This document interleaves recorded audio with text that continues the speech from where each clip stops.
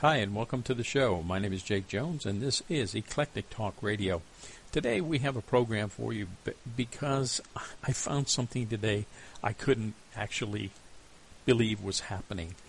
An archaeologist in Ohio found some old dwelling places of some people, and he made some statements, and I want to go over those statements with you, and this is the reason that we cannot always trust the scientific community, because what they say is not always fact, not always accurate, and sometimes it's used, and not in this case, but sometimes it's used to hide the real truth because people don't want to be proven wrong.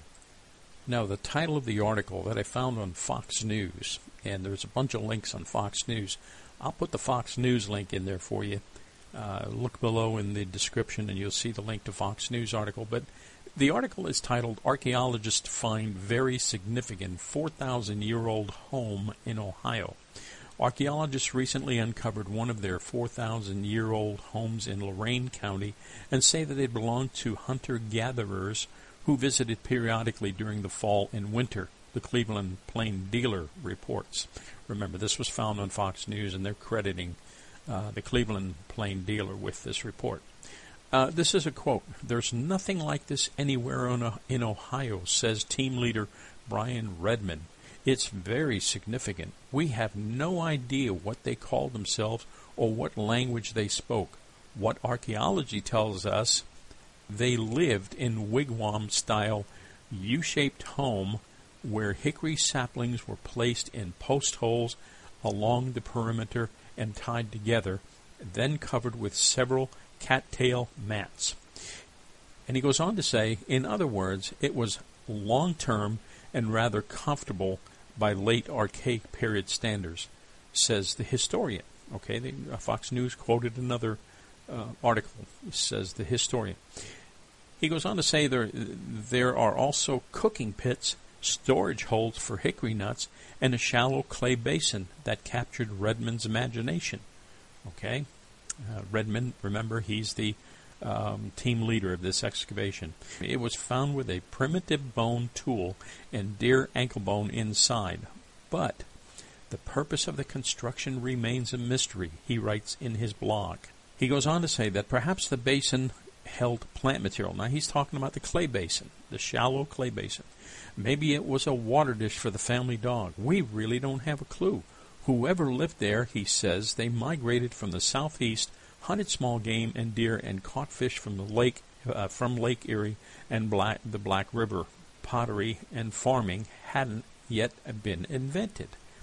Redmond is keeping the site secret to guard against vandals and says he'll probably cover it with dirt and plastic to keep it preserved.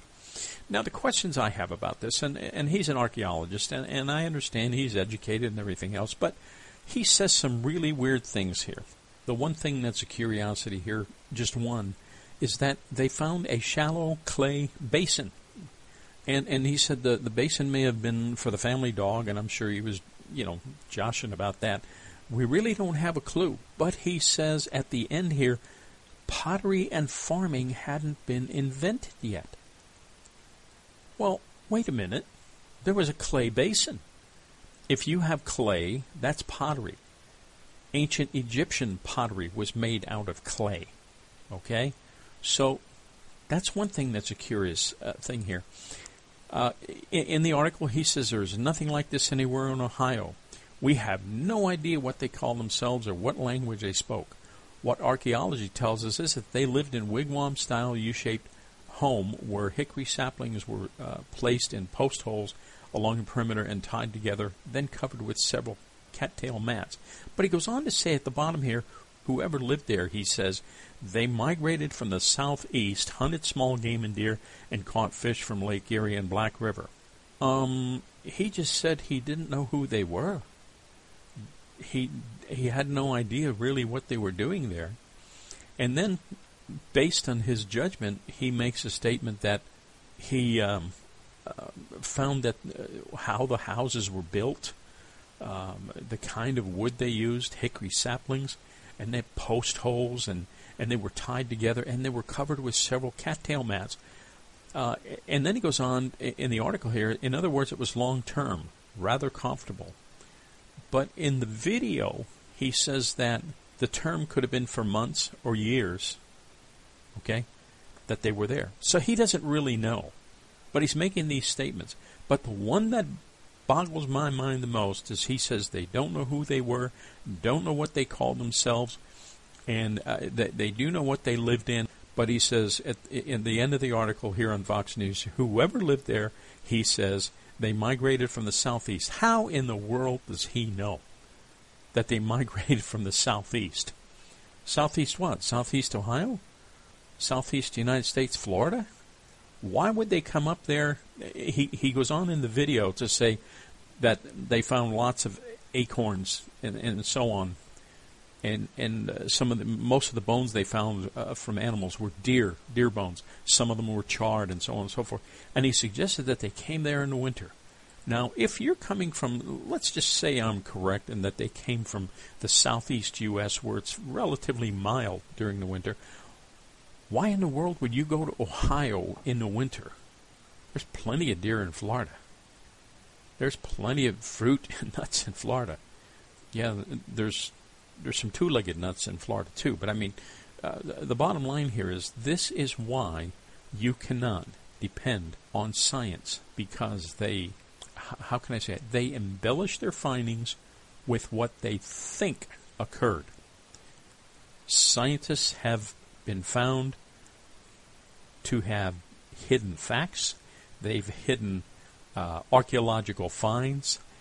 The museums around the world have hidden stuff in their museums in the back rooms because, and you can find documentaries on this, because they don't want the unscientific community, like maybe you and me, to find out that, gee, we guessed wrong back 50 years ago or something like that. And we're going to hide this now because we don't want the real truth to come out, because everybody from there on will look really stupid. But this is why, folks, we cannot trust science to be upfront with us. Science, scientists, the scientific community, museums, and so on. You have to take everything they say with a grain of salt. My name is Jake Jones, and this has been Eclectic Talk Radio. Thanks for stopping by. You guys have a great day.